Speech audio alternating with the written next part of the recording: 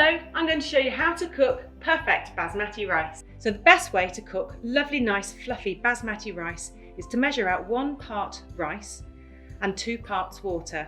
So for example, I'm doing here 1 cup of rice, that's 250 millilitres in each cup. So 1 cup of rice, and then I'm going to add into here 2 cups of water, so just cold water straight in.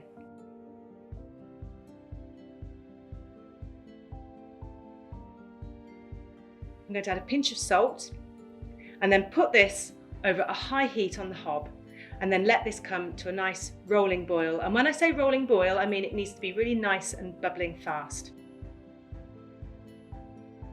Now we need to put the lid over the top of the pan, reduce the heat so it's on a nice low heat, and leave the rice to cook for 10 minutes without removing the lid. That's really important not to remove the lid at this point.